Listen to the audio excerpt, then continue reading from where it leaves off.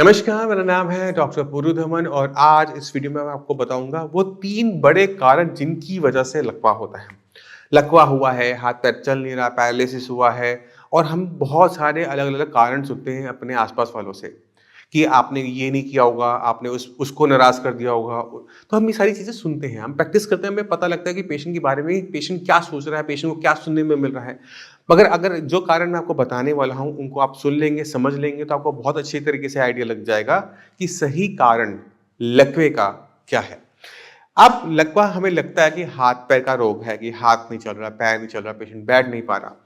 But आप ये नहीं जानते कि ये जो दिक्कत होती है, ये हाथ-पैर से शुरू नहीं होती। ना आपकी हड्डी टूटी होती है, ना मांस फटा हुआ होता है, ना कोई चोट लगी होती है। बट काम हाथ-पैर नहीं कर रहे। ये दिक्कत शुरू होती है ब्रेन के अंदर से, हमारे दिमाग के अंदर। जब दिमाग के अंदर जो कोशिकाएँ हैं, जो हमारे पूरे शरीर को कंट्रोल करती हैं, जो हमें देखने में मदद कर रही है, सुनने में मदद कर रही है, हाथ-पैर चलाने में मदद करती हैं, उनको किसी भी तरह से नुकसान हो जाए तो वो अपना काम नहीं कर पाती। हाथ को बोल नहीं पाती कि हाथ हिलो, उँगलियाँ हिलो, चला नहीं पाती और हमें हो जाता है लकवा। अब ब्रेन के अंदर, हमारे दिमाग के अंदर ऐसा क्या नुकसान होता है कि हमारे हाथ-पैर की बोलने की क्षमता, चलने की क्षमता चली जाती है। ये नुकसान 2-3 टाइप से ही हो सकता है। तो सबसे पहला कारण होता है ब्रेन को नुकसान पहुँचाने का, वो है क्लॉट का आना।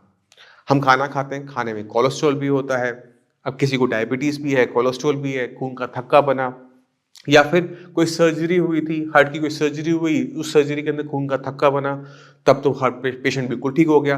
बट वो जो क्लॉट था, ब्लड के साथ घूमता हुआ ब्रेन में चला गया। अब ब्रेन के अंदर वो जाके फँस गया।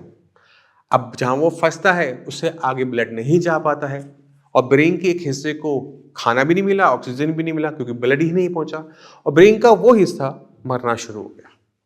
अब ब्रेन का वो हिस्सा करता क्या था? आपके हाथ-पैर को चलाता था। अब वो कर नहीं पा रहा। रिज़ल्ट क्या हुआ कि लकवे की वजह से हाथ-पैर ने काम करना बंद कर दिया। इसी तरह से अगर ब्रेन के अंदर कोई नस फट जाए, कोई आर्टरी फट जाए, तो ब्रेन के अंदर ब्लड फैल जाएगा और जो ब्लड है वो आगे ब्रेन में जा नहीं पाएगा। तो जिस जगह को खून नहीं मिला और जिस जगह वो खून फैला, वो दोनों ही इससे डैमेज हो जाते हैं। रिज़ल्ट क्या होता है? फिर से पैरालिसिस का होना।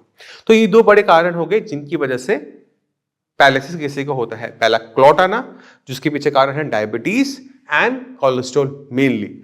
दूसरा जो बड़ा कारण है वो है ब्रेन के अंदर नस का फटना और इसके पीछे कारण होता है हाई ब्लड प्रेशर। क्योंकि नस कैसे फटेगी? नस फटेगी तब जब उसको प्रेशर मिलेगा, तो उसको हम हेमरेजिक ब्रेन स्ट्रोक कहते हैं। तो ये 2 बड़े कारण हो गए। अब चलते हैं तीसरे कारण के ऊपर, वो है एक्सीडेंट होना। मैं बाइक पे जा रहा था, किसी ने टक्कर मारी, मेरी कमर पे चोट लगी। तो कमर पे जहां चोट लगी उससे नीचे का हिस्सा पैरालाइज हो गया। क्यों? क्योंकि ब्रेन, हमारा ब्रेन यहाँ कहीं है, बट ये हमारे हाथ पे को चलाने के लिए एक चीज का और इस्तेमाल करता है, वो है स्पाइनल कॉर्ड। आपकी रीढ़ की हड्डी के अंदर एक ऐसी नर्वस सिस्टम होता है जो आपके हाथ पैर को कंट्रोल कर रहा होता है। यानी ब्रेन जो कह रहा है उसको हमारे हाथ पैर तक ले जाने वाला जो रास्ता है उसे हम स्पाइनल कॉर्ड कहते हैं। अगर स्पाइनल कॉर्ड को कुछ हो जाए तो ब्रेन ने तो काम किया, बट जो उसका मैसेज है वो हाथ पैर तक पहुंचेगा नहीं। तो जहां चोट लगती है उसके नीचे का हिस्सा पैरालाइज हो जाता है। मान लो मेरी गर्दन पे चोट लगेगी तो क्या होगा कि गर्दन से नीचे का हिस्सा सारा लकवा, मेरे दोनों हाथ जाएंगे, दोनों पैर जाएंगे। मगर अगर मेरे हाथ से नीचे कमर में कहीं यहाँ पे चोट लगेगी तो मेरे हाथ काम करते रहेंगे बट पैर काम करना बंद कर देंगे। तो ये भी एक सबसे बड़ा कारण होता है लकवे का। अब हम एक्सीडेंट को तो रोक नहीं सकते, जब होना है वो तो दुर्भाग्य से होना है, उसको हम कुछ नहीं कर सकते। बट बीपी और शुगर से होने वाले लकवे को हम रोक सकते हैं होने से पहले ही। अगर आपको बीपी और शुगर की दिक्कत है तो आपका फर्ज बनता है कि बीपी शुगर को ठीक रखो, जिससे आप कम से कम लकवे और लकवे जैसी और जो बड़ी बीमारी हैं जो बीपी शुगर से बनती है उससे आप बच जाओ। मगर अगर किसी भी कारणवश हमें पैरालिसिस हो भी गया है तो हमें समझना पड़ेगा कि ब्रेन के बारे में, क्योंकि नुकसान तो वही हुआ है, उसी को रिकवर करना पड़ेगा।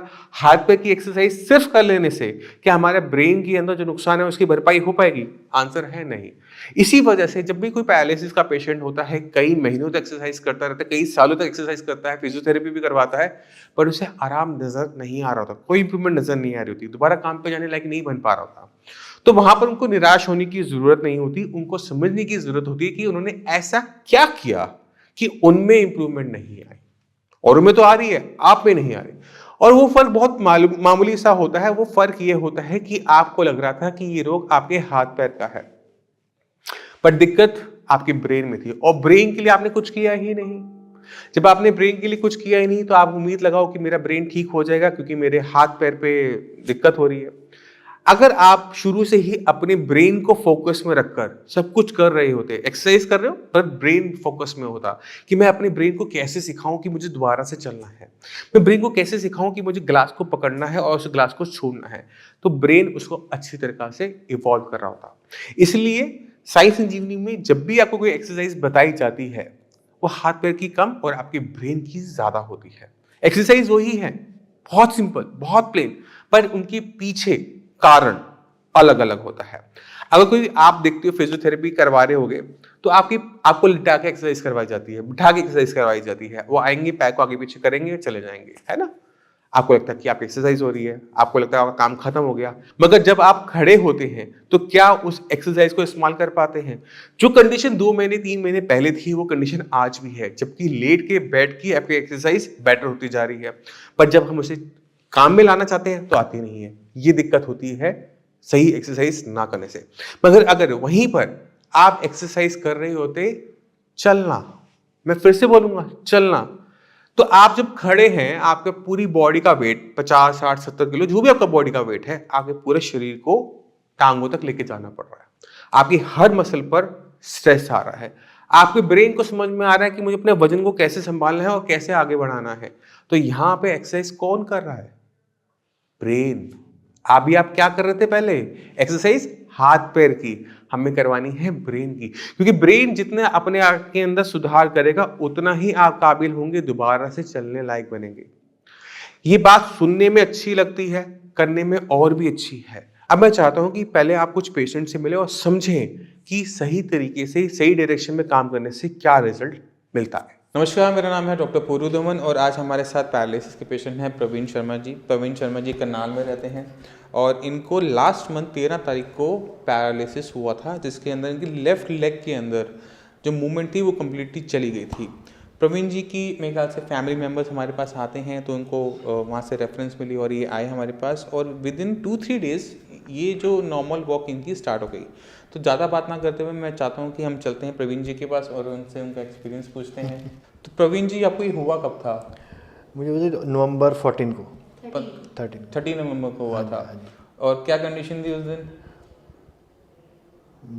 -0 कंडीशन थी। -0 कंडीशन जैसे ना -0 हो जाता है ना, टेम्परेचर हो जाता है। हाँ। मतलब इतनी बुरी कंडीशन थी कि मैं उसको माइनस, इससे नीचे कोई फिगर नहीं थी कि मैं दे नहीं पा रहा था। चल पा रहे थे? बिल्कुल नहीं। हाथ ठीक थे? हाँ ठीक थे। वीकनेस थी एक हाथ में? हाँ जी, हाँ जी। बोलना ठीक था? बोलना ठीक था जी। बोलना ठीक था। तो आपको यहाँ का एड्रेस किसने बताया था साइंस इंजीनियरिंग का? पहले तो ये बताओ। देखो, साइंस इंजीनियरिंग का एड्रेस मुझे मेरे घर से मिला। मेरे छोटे भाई की वाइफ को पैरालाइज हुआ पिछले 2-3 साल पहले। अच्छा। उस समय वो बिल्कुल बेड पे थी, हम स्ट्रेचर पे लेकर आए थे। अच्छा। पर आज वो अपने आप चल रही हैं, अपने परिवार को संभाल रही हैं। एक ही फैमिली में दूसरा पर्सन था? हाँ जी, हाँ जी, हाँ जी, हाँ जी, हाँ जी। आप मेरे पास कब आए थे? मैं आपके पास 15 में। और ठीक कितने टाइम में हो गए? 17 में। मैं 2 दिन, मतलब 17 को मैं वॉक करता था अकेला, जैसे, जबकि मैं पहले बाथरूम लैट्रिन के लिए मुझे सहारा चाहिए था, बच्चों के साथ चल जाता था। पर 17 से मैं शाम को इवनिंग वॉक पे, मॉर्निंग वॉक पे जाता था खुद से। अच्छा जी। और आज की डेट में क्या कंडीशन है 1 महीने बाद? 99.9% ओके। और तो बाकी जो पैरालिसिस पेशेंट्स होते हैं उनको क्या एडवाइस करना चाहोगे? मैं तो एड्रेस दिया। एक होता है एडवाइस देना, एक होता है एड्रेस देना। मैं तो एड्रेस दे कि आप यहाँ जाओ, एडवाइस तो है कि आपकी मर्जी, आप जाओ या ना जाओ, वो आती है एडवाइस। एक होता है एड्रेस, भाई यहाँ आपको कंफर्म जाना है। अच्छा, तो अब चलने में कोई दिक्कत नहीं? चलने में कोई दिक्कत नहीं है, सारी चीज़ें खत्म हो गई 100% प्योर? 100%। चलिए ठीक है। ओवरऑल एक्सपीरियंस कैसा रहा साइंस इंजीनियरिंग का? बहुत बढ़िया रहा। अगर इसको परसेंटेज में काउंट करें 100% रहा।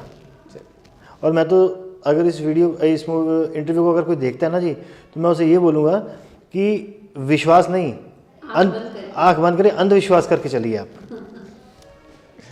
एक होता विश्वास करना, एक होता फेथ, एक होता ब्लाइंड फेथ। मैं तो ब्लाइंड फेथ कहता हूँ कि ब्लाइंड फेथ करना चाहिए। मैंने ब्लाइंड फेथ किया और आज आप सबके सामने हूँ। और शायद ये इसे जादू कह सकते हैं हम। इस एक्सपीरियंस को अगर हम सेकंड नाम देना चाहिए तो ये जादू है। जादू नहीं है, क्योंकि हम बहुत जल्दी स्टार्ट किया था हमने ट्रीटमेंट, क्योंकि एक ही दिन हुआ था। हाँ जी। इस वजह से रिकवरी उतनी मैंने fast इतनी रिकवरी जो मैंने फील की है साई संजीवनी में आके, इतनी रिकवरी मैंने कभी किसी से सुनी नहीं है कि किसी हॉस्पिटल में जाके और उन्होंने कहा जी आप वहाँ चले जाओ उस ट्रीटमेंट में आपको होगा, ऐसा तो मैंने सुना नहीं है, पर यहाँ देखा है। नहीं, एक्चुअली क्या होता है कि जब ब्रेन के अंदर कभी भी ऐसा कोई दिक्कत होती है तो उसमें टाइम बहुत इंपॉर्टेंट होता है। जितनी जल्दी हम सही ट्रीटमेंट स्टार्ट करते हैं उतनी ही फास्ट हमें रिकवरी देखने को मिलती है। ऐसा नहीं है कि लेट केसेस में नहीं देखने को मिलती। अगर पेशेंट अपनी मेहनत करने को तैयार है, विल पावर रखता है और ये माइंड में डाल लेता है ना, मेरा मानना ये है कि कोई चीज़ तब खत्म होती है जब हम उसे स्टार्ट करते हैं। स्टार्ट भी होते हैं और इसमें ना जब तक आपके पास खुद की इच्छा ना हो ठीक होने की, हाँ जी, हाँ जी, कोई डॉक्टर आपकी मदद नहीं करता। तो आपने खुद देखा, अगर हमारे एफर्ट्स, हमारी हर एक एनर्जी, बॉडी की एक एनर्जी को हम एक तरफ फोकस कर देते हैं, ब्रेन की तरफ फोकस कर देते हैं, हम खाना खा रहे हैं ब्रेन के लिए खा रहे हैं, हम एक्सरसाइज कर रहे हैं ब्रेन के लिए कर रहे हैं, हम मेहनत कर रहे हैं ब्रेन के लिए कर रहे हैं, कि ब्रेन ठीक हो जाए और मेरे हाथ पैर में दोबारा से ताकत डाल दे, तो रिजल्ट्स कुछ इसी तरह के होते हैं। मैं उम्मीद करता हूं इस वीडियो से आप समझ गए होंगे कि 3 बड़े कारण लकवे के क्या क्या होते हैं। फिर भी कोई भी डाउट हो, कुछ भी पूछना चाहते हो, डॉक्टर्स अवेलेबल है, उनसे बात कीजिए और आपको पूरा गाइड देंगे कि किस तरह से खाना पीना बदल कर, एक्सरसाइज ठीक कर, मेडिसिन की हेल्प से हम दोबारा से काम करने लायक, चलने लायक, बोलने लायक बन सकते हैं। अब इसी के साथ आप सभी से मैं चलने की आज्ञा चाहूंगा। मिलते हैं अगली वीडियो में, तब तक के लिए नमस्कार।